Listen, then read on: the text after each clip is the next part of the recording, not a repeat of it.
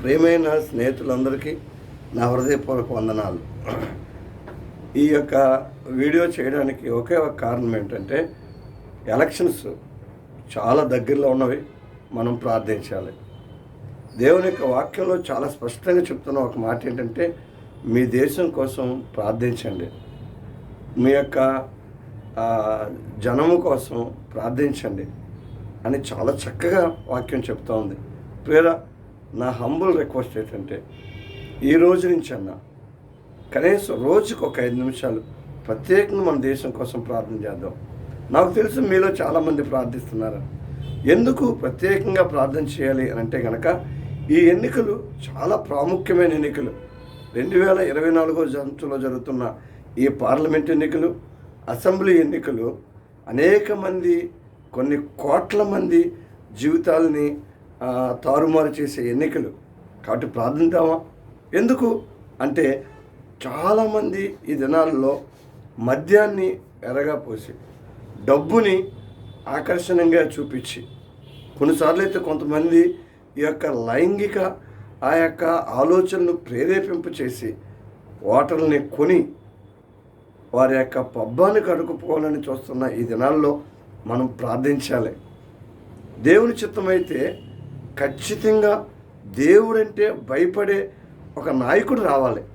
అటు దేశంలో ఇటు రాష్ట్రంలో కూడా తోడేళ్ళు లాంటి స్వభావం కలిగి, గొర్రె లాంటి చర్మం కప్పుకునే అనేక మంది నాయకులు మన మధ్యలోకి రాబోతూ ఉన్నారు. ప్రార్థన చేయాలి. ప్రియరా, ప్రత్యేకంగా మన దేశంలో కానీ మన రాష్ట్రంలో కానీ ఎక్కడ హత్యలు జరగకూడదు, బాంబులు పేలకూడదు. మనం ప్రార్థన చేయాలి. ఏ నాయకుడికి కానీ, ఏ యొక్క ప్రతిపక్ష నాయకుడికి కానీ ఎలాంటి ఇబ్బంది జరగకూడదు. ప్రార్థన చేయాలి. ఎలాంటి అలజడలు జరగకుండా ఉండేలా ప్రార్థన చేయాలి. 144 సెక్షన్ పెట్టే పరిస్థితులు రాకుండా ఉండేలాగా ప్రార్థన చేయాలి. మద్యము అలాగే ఈ యొక్క డబ్బులు వెదజల్లే ఈ పరిస్థితుల్లో అలాంటి ప్రయత్నాలు ఆగిపోయేలాగా ప్రార్థన చేయాలి. ఈ దినాల్లో చాలామంది ఓటును కొనుక్కుంటున్నారు, కొంతమంది అమ్ముకుంటున్నారు. అలాంటి పరిస్థితులు మారేలాగా మనం ప్రార్థన చేయాలి.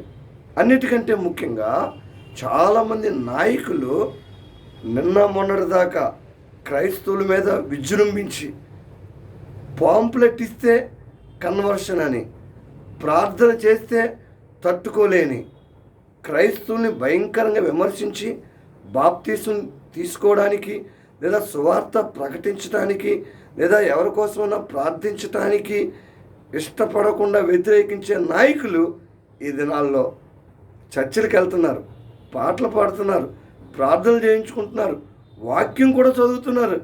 నేను క్రైస్తవుడిని, మా నానమ్మ క్రైస్తవురాలు అని చెప్పుకుంటున్న ఈ యొక్క నాయకుల కోసం మనం ప్రార్థన చేయాలి. అయితే వాళ్ళన్నా మారాలి, లేదు అంటే గనక ఈ యొక్క పరిస్థితులన్నీ తారుమారవ్వాలి. ప్రార్థన చేద్దామా? చాలామంది క్రైస్తవులకి లేదా మైనారిటీస్కి లేదా పేదవారికి వ్యతిరేకమైన నాయకులు ఎంతోమంది వేషధారణతో ఎన్నికల్లో ముందుకు వస్తూ ఉన్నారు ప్రచారానికి. ప్రార్థన చేద్దాం. చివరగా నేను ఒక మాట చెప్పాలని ఆశపడుతూ ఉన్నాను. అదేంటి అంటే, ప్రియరా, మీ ప్రార్థన చాలా విలువైంది. మీరు చాలా విలువైనవారు. మీ జీవితం చాలా విలువైంది. మీ ఓటు కూడా చాలా విలువైంది. కాబట్టి మనం ప్రార్థన చేద్దాం. ఓటుని సద్వినియోగపరుచుకుందాం. మనతో పాటు ఉన్న వారిని కూడా సద్వినియోగపరిచేటట్లు ప్రోత్సహిద్దాం.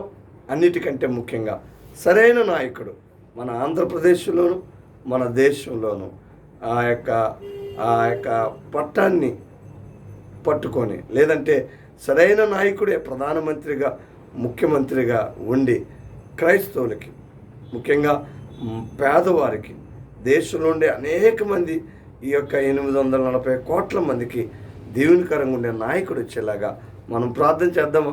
నేను రోజు ప్రార్థన చేస్తున్నాను. మీరు రోజు ప్రార్థన చేయాలని కోరుకుంటా ఉన్నాను. Thank you very much.